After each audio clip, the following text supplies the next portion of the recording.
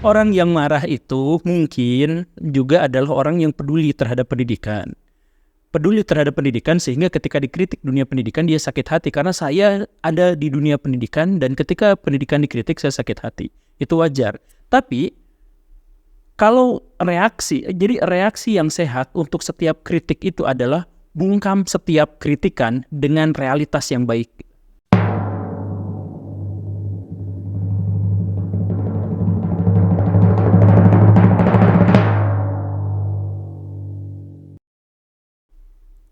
Baik, bismillahirrahmanirrahim. Assalamualaikum warahmatullahi wabarakatuh. Berjumpa lagi dengan Libel Podcast. Disiarkan langsung dari studio podcast SMA Negeri 15 Kota Bandung. Sudah tidak asing lagi, kita kehadiran tokoh fenomenal. Kata anak-anak 15, tokoh fenomenal. Kita sering ngobrol di sini ya. Ya. Nyaman ini. Wilujeng Suming, Pak Guru Gembul, sehat? Sedikit sakit. Sakit ya. Ya, tapi ketemu Bapak mah jadi sehat. Alhamdulillah, saya jadi obat akhirnya. Tadi sakit giginya. Iya. Berarti saya obat sakit gigi ya tuh. Bukan sakit gigi sih, naon sih gigi sensitif. Gigi sensitif terus ada yang nyelap gitu. Jadi aduh. Awet. Ya, ini sahabat-sahabat Libel Podcast. Kesini saya terus mantau misi Pak Guru Gembul nyinyiran pendidikan, memulai pendidikan. Tapi anehnya saya tuh tidak kesinggung sama Guru Gembul gitu. Padahal Bapak Kepsek ya, kepala sekolah. Ya, padahal saya tuh kepala sekolah mengetahui lah pendidikan di lapangan. Tapi ketika Pak Guru Gembul ngomong apa saja tentang pendidikan, nah saya tuh kesinggung sih, saya tuh aneh. Saya tuh.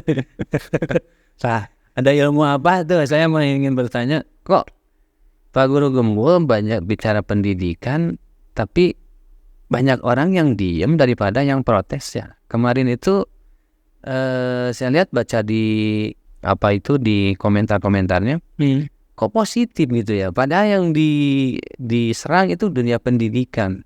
Ya, saya nggak menyerang dunia pendidikan, Pak. Dalam tanda petiknya, adanya mana di luar, saya kan di dalam.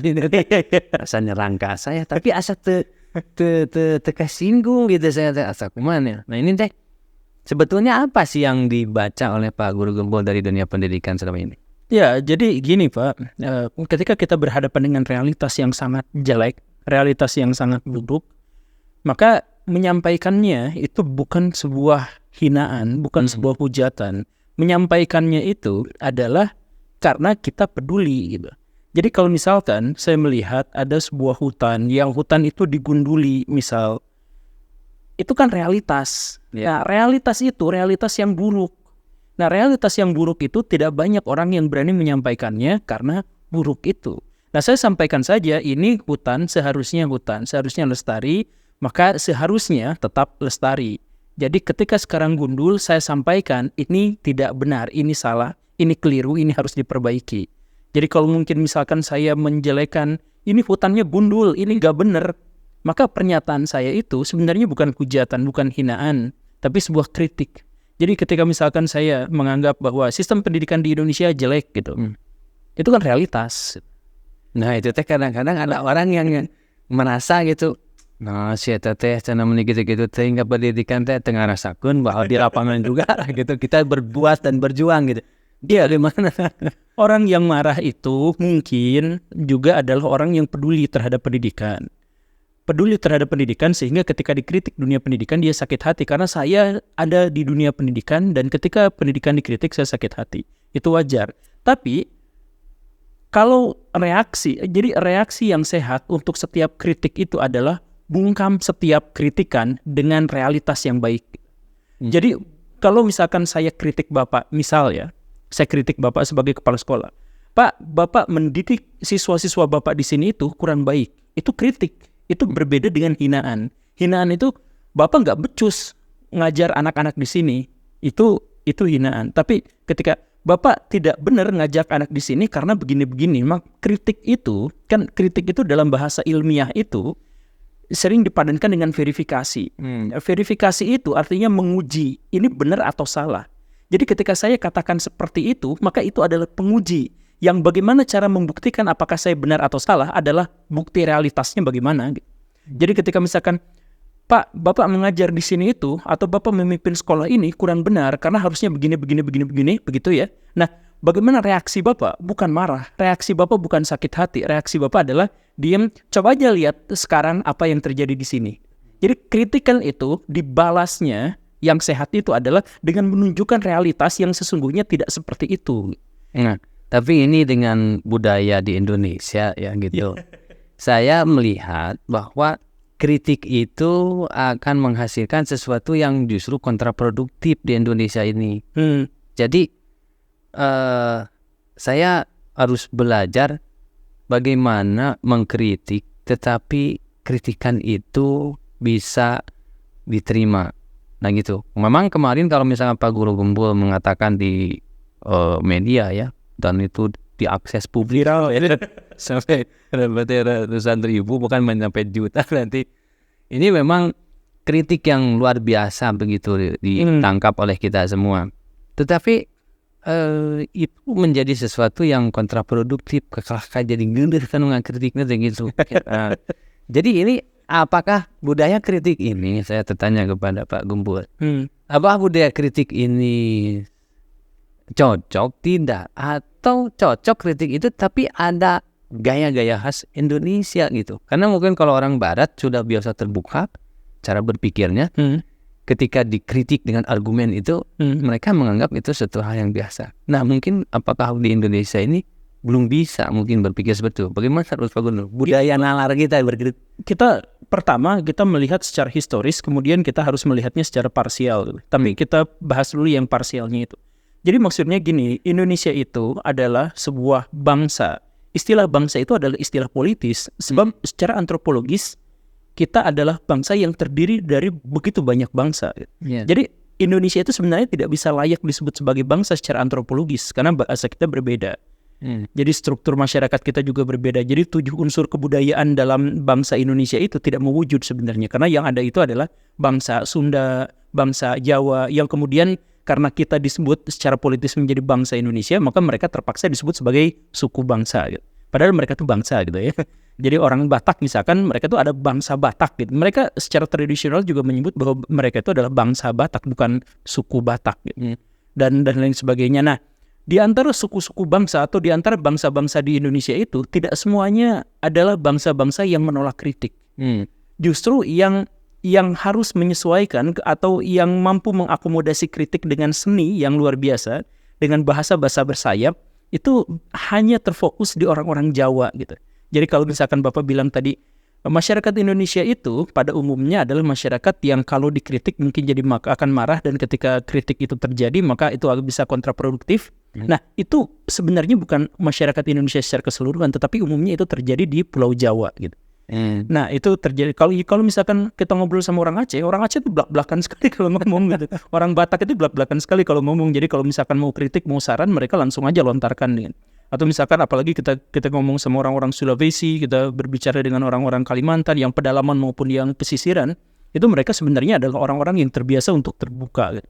Nah, tapi berarti fokusnya sebenarnya adalah yang parsial itu adalah ke Jawa. Kenapa orang-orang Jawa itu tidak terbiasa untuk kritik? Sebenarnya orang Jawa juga sangat suka pada kritik. Cuman kritik mereka itu tidak disampaikan secara vulgar. Kenapa seperti itu? Nah, ini kita masuk ke ranah historisnya, Pak. Jadi begini, masyarakat di Pulau Jawa itu adalah masyarakat yang sangat nyaman karena daya dukung alamnya kuat untuk manusianya. Jadi daya dukung misalkan tanah yang subur gitu. Itu sangat kuat. Nah, jadi masyarakat itu adalah masyarakat yang hidup tidak terbiasa untuk konflik. Masyarakat di Jawa itu tidak terbiasa untuk konflik. Karena apa? Karena mereka tidak memiliki alasan untuk konflik. Mereka tidak memiliki motif untuk konflik karena misalkan kalau di negara Timur Tengah mereka terbiasa untuk konflik karena sumber dayanya sedikit. Karena sumber daya sedikit mereka terbiasa untuk berebut sumber daya itu. Di Indonesia, di Jawa misalkan, saya konflik dengan Bapak diusir dari Bandung. Bapak mau tinggal dimanapun, air akan melimpah. Sumber-sumber pertanian akan melimpah. Itu orang-orang di masa lalu, orang kita itu adalah orang yang tidak terbiasa untuk konflik. Karena untuk apa konflik? Tidak ada yang bisa diperebutkan di sini. Semuanya terbiasa. Nah, karena orang-orang di sini itu tidak terbiasa untuk konflik, maka kita sangat takut dan sangat menghindari konflik di Jawa itu. Pak, ayo kita itu ikutan acara agim di sana. Oh iya, insya Allah sok aja duluan gitu. Padahal mah enggak gitu kan, ngomong aja enggak gitu. Tapi saking kita tidak mau membuat dia sakit hati, saking takut kita terhadap dia nanti marah gitu. Jadi oh iya insya Allah sok aja duluan gitu. Padahal insya Allah teh kitanya nggak mau gitu. Iya. Nah ini jadi masyarakat Jawa dan masyarakat Sunda hidup di lingkungan alam yang sangat memanjakan dalam tanda kutip sehingga mereka tidak terbiasa untuk konflik. Makanya ketika terjadi konflik misalkan, senjata-senjata kita kecil-kecil. Kan ulama misalkan ningali orang Jepang gitu nya, atau senjatanya tuh para ranjang gitu nya. Misalkan ke Arab itu bedog segede gaban gitu kan. Yang itu, atau misalkan orang-orang Eropa ketika berperang itu sekujur tubuhnya sampai baja semua gitu kan. Ya karena mereka itu memang terbiasa untuk konflik, sedangkan kita tidak terbiasa untuk konflik. Jadi senjatanya pun karena kecil gitu. Ya enggak ya. Iya, senjatanya juga kecil-kecil. Dan senjata yang kecil-kecil itu pun Menandakan apa itu senjata kecil-kecil? ya karena kita memang tidak Pernah konflik terbuka. kita tidak terbiasa untuk konflik terbuka. Palingnya pastinya pada buat naon itu. Ya. Iya, nah, Oke. nah tapi bukan berarti orang-orang Jawa dan Sunda itu juga anti kritik dan tidak terbiasa untuk mengkritik. Mereka punya mekanismenya sendiri. Ya. Jadi misalkan kalau di Jawa itu ada istilah apa itu PP gitu kalau nggak salah teh. Jadi kalau misalkan mereka tidak suka sama pemerintahan, mereka akan berjemur di alun-alun kota gitu menghadap pada istana raja gitu.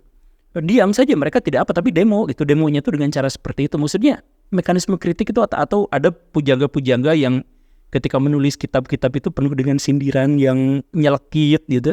Oke. Sebenarnya juga ada sih. Mungkin dengan bahasa kalau di Sunda mah ada istilah punung begitu. Itu juga kritik. Iya betul. Ketika orang tidak suka udah aja pergi begitu. Tetapi nah ini kan budaya diskusinya itu tidak muncul karena ketika orang mengambil sikap dengan bahasa tubuh itu tidak bisa dipahami. Iya betul. Apa maksud dan tujuannya. Tapi ini Pak Guru Gembul ini kan memang budaya ya gitu. Tapi kan orang itu dipengaruhi. Nah, ini saya ingin bertanya bagaimana dengan kritik dikaitkan dengan agama gitu. Kan kental kita beragama apalagi Jawa. Iya. Tanah-tanah subur itu sangat identik dengan agama begitu. Dan ini apakah ada budaya kritik di dalam agama kita? Karena kita termasuk masyarakat yang cukup kental beragama. Iya. Tapi dalam agama itu ada nggak ajaran kritik itu? Iya, tentu saja ada. Nah di mana Nabi Muhammad itu pernah mengkritik atau dikritik atau gimana? Oh, ini satu yang juga pernah saya sampaikan di saya pernah bikin satu videonya tentang betapa berbedanya Nabi Muhammad SAW dengan orang lain di zamannya. Jadi beliau itu kan nabi. Yeah. Itu nabi, jadi punya privilege. Maksudnya adalah di zaman itu kalau nabi mengatakan kamu sekarang maju ke medan perang sendirian gitu, si orang itu pasti maju gitu, walaupun tahu risikonya mati itu pengikutnya itu pasti ngikut gitu. Para sahabat itu udah terbiasa untuk seperti itu dan ada banyak sekali riwayat yang menjelaskan itu gitu. Tapi setiap akan terjadi dan Nabi juga kan dilimpahi ke anugerah brilian, otak yang brilian gitu ya. Jadi ketika misalkan berperang, menyusun strategi dan sebagainya itu luar biasa gitu. Nah, tapi misalkan kita lihat pada peristiwa perang Uhud. Pada peristiwa perang Uhud itu Nabi punya strategi begini. Jadi misal strategi Nabi di perang Uhud itu adalah kita berperang di dalam kota. Kenapa? Karena jumlah kita lebih sedikit dan kalau misalkan kita di dalam kota maka rumah-rumah ini bisa kita gunakan sebagai benteng dan sekaligus bahwa karena kita sudah tahu lokasinya, kita sudah tahu tempat ini, kita sudah mengenal Madinah ini sepenuhnya, itu menjadi keuntungan buat kita. Jadi menyergap musuh di mana, apa bagaimana, jadi perang kota. Nah, tetapi para sahabat menyangkal, khususnya pada waktu Umar yang marah. Kalau kita perang kota, itu berarti menunjukkan bahwa kita itu adalah orang-orang yang pengecut, penakut. Mendingan cegat di tengah jalan, perang di sana. Nah, dan akhirnya apa? Para sahabat semuanya ikut pernyataan Umar, tapi para sahabat dulu bilang pada Nabi, ya Rasul, ini sebenarnya adalah wahyu ilahi, strategi tadi itu wahyu ilahi atau pendapat pribadi. Nabi bisa aja ngomong ini pendapat wahyu ilahi gitu ya. Iya. Tapi kan ini pendapat pribadi, langsung diserang. Pendapat Nabi itu diserang dalam tanda kutip itu diserang, dikritik. Ini kalau kita bertahan di sini, maka kita akan dipermalukan. Nanti orang-orang sesudah kita pasti akan membuat kita malu apa dan sebagainya gitu kan. Nah, tapi Nabi tetap aja ya udah ngikut aja sama kalian, ngikut. Akhirnya perang di satu tempat Nabi putuskan. Strategi Nabi itu adalah di belakang ada gunung Uhud. Jadi musuh nggak mungkin nyerang dari belakang. Di samping udah dipersiapkan di bukit itu ada para pemanah dan sebagainya. Nah, itu pun kan pada akhirnya dilanggar juga sama para sahabat gitu. Jadi ketika Nabi dilanggar berkali-kali, kemudian dikritik berkali-kali, padahal Nabi memiliki privilege kan sebenarnya. Tapi kritik itu tidak pernah dibungkam, saran itu tidak pernah dibungkam. Keinginan para sahabat untuk berperang dengan cara seperti ini, dengan itu dan sebagainya, walaupun logika mereka itu kalah dibandingkan logika Nabi, tetapi Nabi ngikut karena apa? Ya karena kita berdemokrasi saja. Bukan berarti sistem pada waktu itu adalah sistem demokrasi, tetapi Nabi adalah seorang yang demokratis dalam hal itu. Jadi ketika ada kritik, ketika ada saran, ketika ada apa, ya diikutin saja. Termasuk kritik yang paling keras itu dari Umar. Ketika misalkan perjanjian Hudaibiyah, itu Umar itu langsung kritik Nabi kan, langsung to the point gitu, berhadapan langsung gitu. Yang para sahabat juga tidak berani melakukan itu. Dan Nabi biasa-biasa aja terhadap kritikan yang semacam itu. Nah, kali tadi kalau misalkan dari perang Uhud ya, dan perang Uhud itu terkenal gagal, kalah kan. Iya. Nah, kalau saya dirunut dari cerita Pak Guru Gembul, bahwa itu diawali dari kritik. Yang Nabi itu menerima. Ini apakah artinya bahwa kritik itu memang pesannya baik atau memang jadi gagal perang Uhud karena dikritik gitu ya?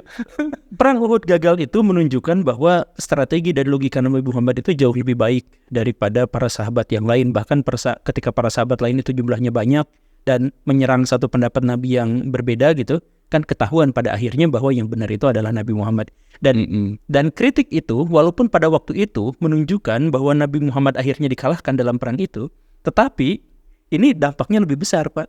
Bukan berarti kritiknya tidak baik begitu. Bukan berarti kritiknya lebih baik. Justru sesudah itu para sahabat justru jadi nurut apapun yang dilakukan dan diperintahkan sama Nabi, jauh lebih nurut. Kan pada perang selanjutnya, perang Khandaq, itu kan dianggap sebagai perang paling memalukan bagi orang Arab. Karena Nabi Muhammad bikin benteng, bikin parit yang mengikuti orang-orang Persia. Kata orang Arab, perang tuh 1 lawan 1 di medan perang gitu, bacok-bacokan apa, itu namanya perang cowok gitu, perang pria sejati. Ini malah bikin parit, bikin benteng, memalukan sekali. Nah itu ada bully juga seperti itu ya? Iya, tapi bully itu yang dilakukan sekarang oleh musuh-musuh. Sedangkan para sahabat, walaupun malu perang kayak gini, tapi tetap ikut gitu. Ya. Dan ini maksud saya, yang tadi itu terlepas kritik itu benar atau salah, kritik itu adalah menguji. Dan jawaban dari ujian itu adalah realitas. Jadi Nabi dikritik, Nabi pada waktu itu diam. Yang membenarkan atau yang menyalahkan kritik itu adalah realitas. Tuh, kamu kamu kalah dalam perang ini, berarti kritik kamu itu tidak benar. Jadi yang tadi itu, kritik itu artinya adalah menguji. Jadi bahasa yang lebih KBBI-nya itu adalah bahwa yang dimaksud dengan kritik itu adalah penyampaian atau ujaran negatif, tapi untuk dibuktikan benar atau salahnya. Gitu. Oke. Jadi sekarang kan Pak Guru Gembul juga sebagai pelaku ya di dunia pendidikan. Jadi kalau mengkritik itu sebetulnya itu menjadi kritik untuk kepada dunia guru Pak Guru. Pada saya sendiri. Nah, tetapi di lapangan Pak Guru Gembul, kritikan itu kayaknya seperti kurang mempan masuk. Dan perlu ada pendekatan-pendekatan yang memang si kritik itu terasanya itu nyaman gitu. Jadi ini mungkin sekali kaitannya dengan masalah budaya ya Pak Guru Gembul. Nah makanya kalau ada yang frontal itu rata-rata orang itu kayaknya tidak menjadi respect kepada yang mengkritik. Tetapi kalau ada yang kritikannya disampaikan dengan santun, apakah ada itu kritik yang disampaikan dengan santun? Enggak, gini Pak, kritik itu sebenarnya bebas nilai. Bebas nilai itu maksudnya dia tidak kenal istilah sopan santun. Kritik itu tidak mengenal sopan santun. Karena apa? Karena yang paling penting itu adalah isinya apakah teruji di lapangan atau tidak. Nah, apakah nanti kritik itu bisa sampai atau tidak? Sebenarnya bahkan kritik yang paling tidak diterima pun sebenarnya itu berdampak. Misalkan ketika ada misalkan Soekarno dulu itu dikritik habis-habisan karena dia terlalu dekat dengan Aidit, terlalu dekat dengan PKI. Dan Soekarno dikritik begini, Soekarno nampaknya tutup kuping gitu, sepertinya seakan-akannya seperti itu karena tetap dekat dengan PKI, tetap apa.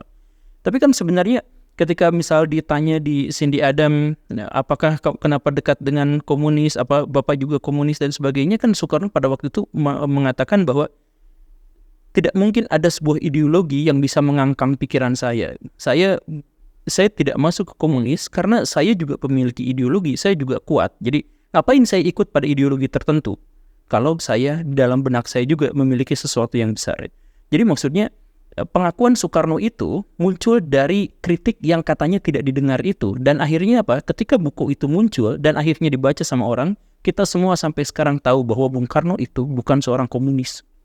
Jadi kritik yang katanya tidak didengar oleh Bung Karno, karena pada waktu itu Bung Karno tetap aja bermesraan kan dengan Aidit, dengan siapa. Tapi akhirnya pemerintah Orde Baru pun akhirnya tahun 86 itu menyatakan bahwa Bung Karno itu memang tidak terlibat dalam peristiwa G30S, bukan orang komunis dan sebagainya. Walaupun pernyataan itu terlambat ya, tahun 1986, tapi itu membuktikan bahwa kritik itu yang tidak didengar pun itu menjadi konfirmasi, menjadi pernyataan, dan akhirnya menjadi sebuah referensi buat sebuah bangsa. Oke, jadi kadang-kadang kita sulit membedakan ya, kadang-kadang kalau lihat orang-orang yang kritik itu rata-rata itunya tensinya langsung tinggi gitu. Nah ini bagaimana tuh Pak Guru Gempol kritikan itu membedakannya dengan pelecehan atau hinaan atau hujatan? Kadang-kadang ada sulit membedakan bahwa mungkin orang ketika dikritik merasa dilecehkan. Bagaimana nih? Ini juga harus Sebenarnya jawabannya sederhana sih, Pak. Jadi kritik itu, jadi hinaan itu biasanya ad hominem, nyerang pribadi seseorang. Dan nyerang pribadi itu adalah pada sesuatu yang tidak argumentatif. Jadi misal, saya mohon maaf ya, langsung dicontohin aja misalkan. Kalau batu ke. Nah, hinaan itu, Bapak jelek, itu hinaan. Pertama, karena itu langsung nyerang pribadi Bapak. Yang pribadi itu tidak mungkin Bapak rubah-rubah mukanya jadi operasi plastik sekarang kayak gimana gitu kan. Jadi itu nyerang pribadi Bapak yang secara kodrati bentuknya sudah seperti itu. Tapi kalau itu kan fakta yang... Ya, itu fakta. Kenapa jadi hinaan? Itu jadi hinaan karena itu tidak membangun apapun gitu. Orang itu tidak bisa berbuat apa-apa. Iya. Kalau sudah jelek seperti itu ya sudah. Iya. Kalau saya misalkan bilang kurikulum Indonesia itu jelek gitu, misalkan ya. Maka itu bisa dianggap sebagai kritikan karena kita bisa mengubahnya gitu. Tapi kalau misalkan Bapak, makanya tadi ciri yang pertama dari hinaan itu adalah nyerang pribadi secara kodrati gitu.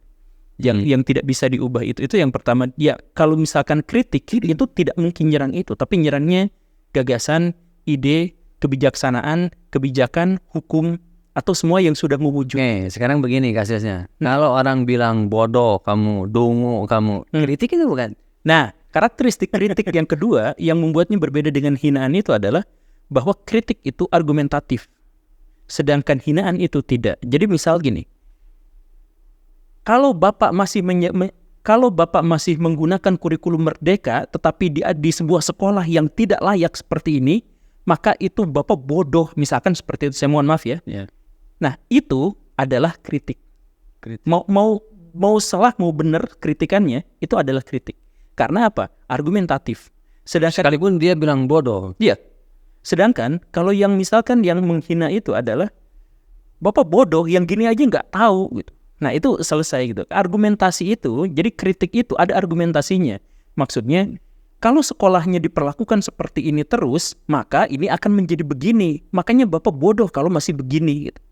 Nah, jadi itu sebenarnya adalah kritik. Sedangkan yang menghina itu adalah yang sebaliknya tadi itu, Bapak bodoh titik aja. Nah, jadi itu yang membedakannya. Nah, tetapi ini. Ya, sekarang ada istilah dungu. Iya. Sering terlihat ini orang bilang dungu apa nggak kehina gitu orang gimana? Apa itu masuk kritik gitu ya? Iya, saya kenal orang itu. Iya, pernah juga ketemu. Tapi intinya pada akhirnya karena kritik karena ketersinggungan itu subjektif, maka kita bisa menginterpretasikan kritik sebagai hinaan dan bisa menginterpretasikan hinaan sebagai kritik. Karena ketersinggungan itu subjektif. Jadi yang tadi itu, ketika saya mengkritik pendidikan, ada orang yang marah dengan itu, ada misalkan Bapak, saya tidak merasa tersinggung dengan itu. Nah, karena apa? Karena ketersinggungan itu subjektif. Subjektif itu artinya emosional. Karena emosional itu berarti tidak ada alat takarnya gitu. Gak ada timbangannya. Kalau misalkan saya berbicara secara intelektual dalam ranah intelektual, maka ada penakarnya, yaitu silogisme atau ilmu logika. Jadi bisa ini benar, ini tidak benar, ini cacat logika, ini tidak, ini lurus, ini tidak, itu bisa ditakar. Tapi kalau misalkan menyangkut masalah emosional, apa daya yang bisa ditakar dari emosi itu apa? Saya marah. Ya marah itu apa gitu? Kenapa gitu marah? Kan itu hanya urusan hormon-hormon di dalam otak merasa terlecehkan karena identitasnya atau identitas komunalnya atau apanya itu merasa terlecehkan, dan itu terlecehkan itu kan nggak bisa bisa ditafsir, nggak bisa ditakar gitu. Nah, saya dengar di berita juga menonton Pak Guru Gembong setelah mengeluarkan statement itu ya. Ada juga kan yang bereaksi dan mensomasi. Nah, itu bukti bahwa memang kritik itu menyakiti gitu. Iya. Tetapi gak ada juga orang yang merasa tidak. Tidak. Jadi sebetulnya apa ya menurut saya itu, jadi kalau terjadi hal yang seperti ini, sebetulnya apa yang harus diperbaiki dalam dunia pendidikan kita? Karena di satu sisi ada yang diam saja mungkin dengan kritikan Pak Guru Gembong itu. Ada juga yang bereaksi. Tapi selanjutnya apa? Ya udah. Selanjutnya Pak Guru Gembong dipanggil ke Kemdikbud gitu. Iya. Nah, itu sebetulnya apa? Marah juga Kemdikbud gitu. Sehari atau 2 hari setelah kita podcast, nanti juga ada video saya berbincang dengan Dirjen Kementerian Pendidikan seputar juga kurikulum merdeka. Ya, di obrolan itu mereka tidak menyinggung sedikit pun masalah ini, tetapi di balik layar ya ada obrolan sedikit lah tentang itu. Nah, cuman maksudnya gini, kalau misalkan saya menyampaikan suatu pernyataan yang menjadi masalah kemarin itu adalah saya mengatakan bahwa guru-guru di Indonesia itu tidak berkompeten, gitu ya. Nah, itu kemudian ada katanya 200-an guru yang merasa sakit hati dengan pernyataan itu dan kemudian mensomasi dan sebagainya. Nah, somasi itu baik sebenarnya. Artinya ada dialektika di situ. Jadi semua yang menghasilkan dialektika itu lebih bagus daripada semua diam. Gitu. Tapi ada orang yang dialektikanya dalam diam. Ya betul. dalam sendiri pikiran gitu. Iya, tapi dia memperbaiki diri gitu kan. Iya. Ya memang itulah mungkin karakter dari para pemirsa. Iya, jadi saya sebenarnya gak apa-apa. Justru kemarin itu pas saya disomasi disomasi untuk ini gitu. Ada banyak sekali saran-saran termasuk dari tokoh-tokoh besar di Indonesia gitu. Jadi sarannya itu adalah jangan diladenin, jangan diurusin karena itu deliknya nggak kuat, dan saya tidak mungkin dipidanakan dengan pernyataan itu karena saya tidak menghina siapapun, tidak menghardik siapapun. Tapi justru sama saya malah diladenin. Karena apa? Ya ini adalah cara kita untuk membuka dialektika.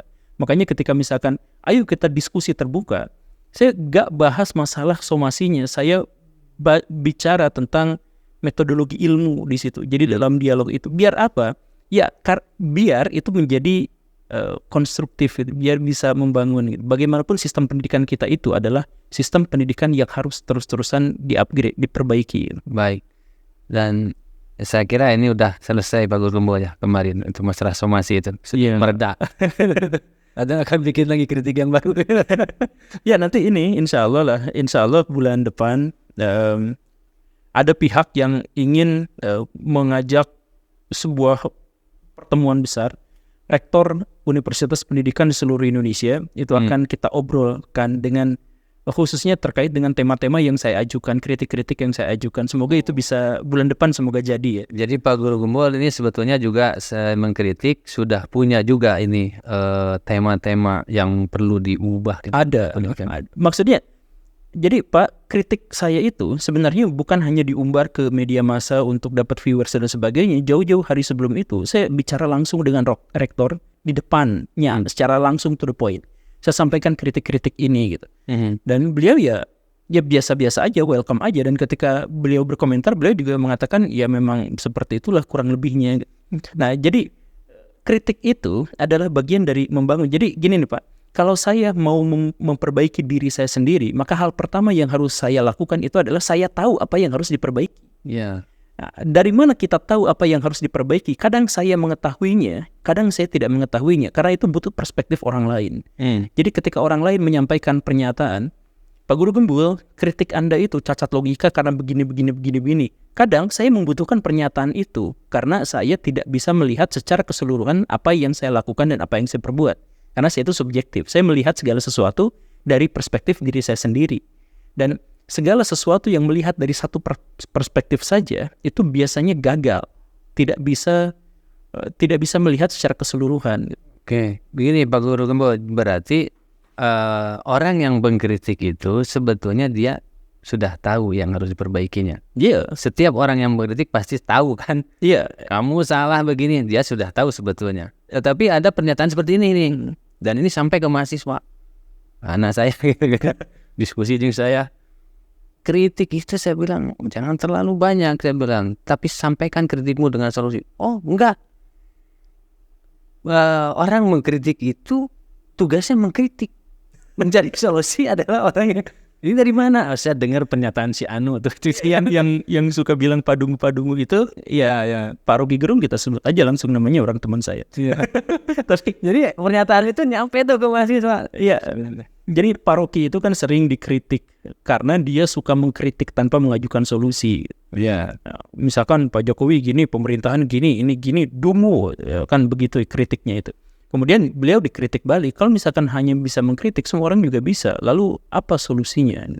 Lalu Pak Rogi itu yang kemudian didengar sama mahasiswa yang tadi itu, Pak Rogi itu bikin sebuah pernyataan gitu.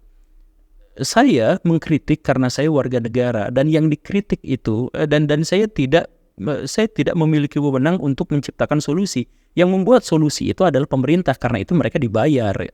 Mereka dibayar untuk mewujudkan solusi itu. Saya tidak dibayar untuk itu, jadi saya tidak memiliki kewenangan untuk itu. Jadi saya mengkritik aja sebagai warga negara gitu. Tapi benar oke nya. Ya kan saya warga negara, saya yang bayar pajak, saya yang harus dilayani kan. Dalam sistem negara demokrasi itu kan pemimpin itu adalah pelayannya rakyat gitu kan. Yeah. Jadi saya rakyatnya, saya mengkritik siapa yang saya bayar dari pajak itu. Oke, Pak Guru Gembul mun di Indonesia kayaknya ieu teh kurang pengkritik atau kurang pembuat solusi gitu. Saya juga mau mengkritik Bapak tadi, Pak. Oke, apa? Bahwa kritik itu bukan, jadi budaya kita itu budaya yang kurang mengkritik. Jadi sebenarnya itu bukan budaya. Jadi itu lebih ke arah mental gitu. Mental masyarakat secara komunal begitu. Tapi apakah itu mewujud jadi budaya? Definisi budaya itu biasanya adalah sesuatu yang positif gitu. Jadi budaya itu adalah hasil cipta karya karsa masyarakat tertentu, misalkan untuk mencapai satu tujuan tertentu. Atau bahkan beberapa ilmuwan barat menganggap bahwa kebudayaan dengan peradaban itu tidak bisa dipisahkan. Itu adalah kata lain, yang artinya peradaban itu adab, berarti sesuatu yang baik. Jadi kalau misalkan ada di Indonesia, korupsi di Indonesia itu sudah membudaya, nah itu keliru. Karena budaya itu tidak mungkin terhadap hal-hal yang negatif. Nah, termasuk juga misalkan kritik. Ada orang yang anti kritik itu karena memang sudah budaya kita. Budaya kita bukan budaya yang anti kritik. Cuman kita mengkritik dengan cara yang berbeda gitu. Yang tadi bersayap itu, yang tadi itu. Nah, tadi tuh Bapaknya nanya udah sih. Ya, orang di Indonesia ini kan dari dulu sampai saya perlihatkan, apakah kurang pengkritik atau kurang pembuat penyelesaian solusi gitu. Kita kurang berdiskusi, Pak. Kurang berdiskusi ya. Kita kurang berdiskusi. Jadi ya masyarakat Indonesia itu kebanyakan tinggal di Jawa, lebih dari setengahnya kita tinggal di Jawa, dan karena itu kebudayaan kita juga banyak terpengaruh oleh kebudayaan Jawa, dan karena banyak terpengaruh oleh kebudayaan Jawa, maka banyak mental-mental yang akhirnya berbenturan satu sama lain. Mentalitas itulah yang akhirnya memunculkan mental anti kritik dan takut terhadap kritikan gitu. Kayak dari mana Anda menyimpulkan bahwa orang Indonesia kurang berdiskusi? Eta mun di warung kopi ngarobrol, ti anjing-anjing lu dikasih dari pagi sampai siang lu di Aceh lu. Iya. Ngopi di mana gitu ya. Budaya diskusi. Iya. Kualitas diskusi mungkin isinya. Apa ya? Jadi masyarakat Indonesia kurang berdiskusi itu ya pada dasarnya semua dari kita juga berdiskusi gitu ya. Cuman diskusi itu yang dimaksud dengan diskusi itu adalah obrolan yang seperti ini, saling menyampaikan pesan, saling bertukar pesan. Pesan itu apa? Ada yang di dalam benak kita disampaikan ke Bapak gitu kan. Nah, masyarakat kita itu adalah masyarakat yang terlalu banyak menggunakan kalimat-kalimat bersayap sehingga pesan yang disampaikan itu tidak sampai. Nah, akhirnya diskusi di sini tuh diskusi yang mentok, diskusi yang pseudo diskusi gitu. Diskusi yang semu gitu. Kita bohongan gitu. Jadi kan diskusi itu ada ide, gagasan, pikiran disampaikan melalui ucapan. Kemudian sampai ke Bapak dengar, kemudian Bapak balik lagi gitu kan. Nah, ini ide, gagasan disampaikan dengan kalimat yang kesana kesini gitu. Tapi ada diskusi yang tidak pernah bersayap kata-katanya. Apa itu? Ngomongin batur. Benar. Iya, ngomong tidak pernah bersayap. Iya, betul. Nah, itu juga mungkin kebiasaan kalau disebut bukan budaya ya. Mungkin ini kebiasaan kita. Ketika dihadap-hadapan, nuhun Pak, Bapak teh aduh saya bisa. Bapak teh hebat Bapak nama. Tapi di tukang tanpa air sayap, saya tidak suka sama orang itu. Kelakuannya 1, 2, 3 begitu. Nah, ini kembali kepada dunia pendidikan. Ya. Jadi pendidikan merdeka belajar seperti apa sebetulnya menurut Pak Guru Gembul yang harus kita lakukan? Nah, ini nih.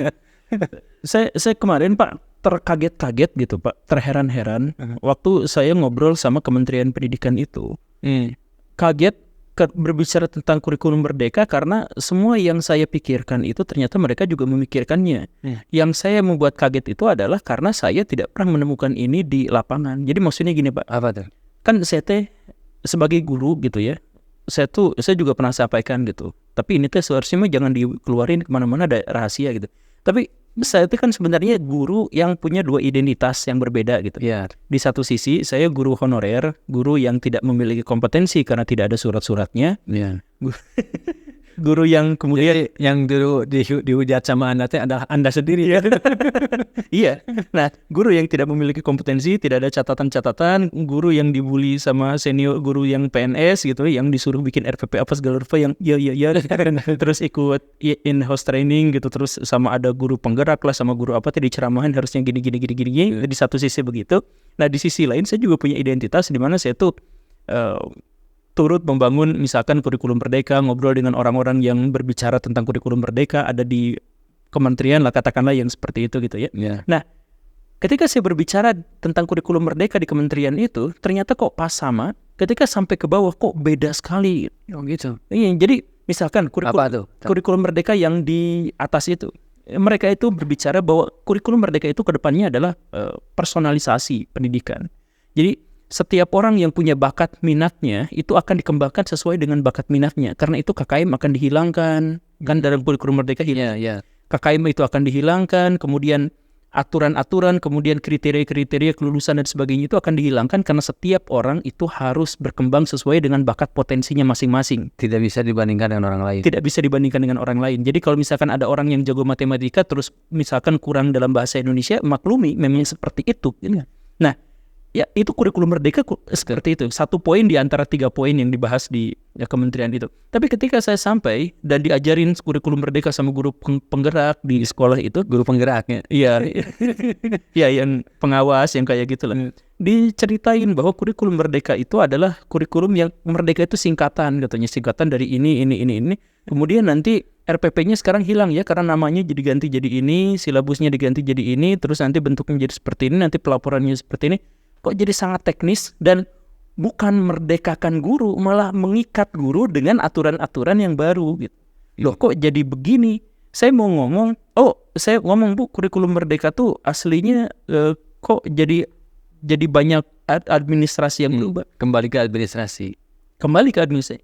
Ya emang dari sananya gitu ya, kita mah sebagai guru ya harus niru aja sama yang di atas. Saya ngobrol sama yang di atas udah kayak gitu. Jadi ada distorsi, ada distorsi yang awalnya itu adalah menggagas bahwa setiap orang di Indonesia itu, peserta didik di Indonesia itu harus dikembangkan bakat, minat, potensinya, keinginan, harapan, cita-citanya itu harus diakomodasi oleh sekolah. Sehingga sekolah itu bukan menghasilkan generasi yang kemampuannya sama itu saja, tapi generasi yang memang beragam, beraneka ragam, sehingga mereka itu bisa menjadi karakter-karakter yang saling mendukung satu sama lain sehingga menghasilkan sebuah peradaban yang besar, masyarakat yang terspesialisasi. Kan begitu, kurikulum merdeka itu begitu. Pas sampai ke sana, ke ujung-ujungnya itu, in-house training 2 hari, 3 hari untuk membahas bagaimana cara bikin administrasi yang baik dan benar. Kan jadi aneh. Nah, ini juga memang di sekolah Bapak ini juga ngalamin kayak gitu, Pak? Ada benturan-benturan kayak gitu? Saya tidak menemukan itu. Karena sudut pandang saya juga hampir sama dengan Pak Guru Gembul, dengan dari pimpinan itu, bahwa kalau saya berpikir bahwa kurikulum merdeka itu harus dipahami dulu dari paradigma. Namun menurut saya adalah kegagalan daripada tadi kurikulum implementasi Merdeka Belajar ini, kurikulum merdeka ini, karena paradigmanya ini gak sampai. Kenapa harus ada kurikulum merdeka? Nah ini juga sebetulnya tadi kurang diskusi. Iya, kurang diskusi. Jadi ada puntennya Pak dipotong. Saya kebelet pengen ngomong gitu. Bahkan kemarin tuh Pak Kementerian itu bilang sebenarnya kurikulum merdeka itu sudah mulai berjalan sejak kurikulum berbasis kompetensi. Iya. Jadi tahun 2013.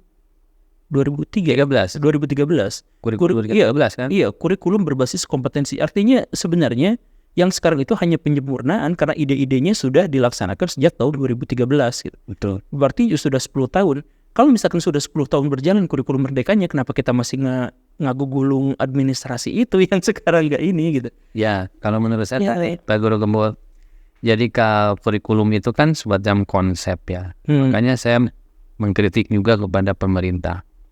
Jadi sebetulnya bahwa kalau ingin menyelesaikan masalah pendidikan atau konsen meningkatkan masalah pendidikan di Indonesia, sebetulnya satu faktornya itu adalah kurikulum itu adalah guru itu sendiri. Iya, gurunya.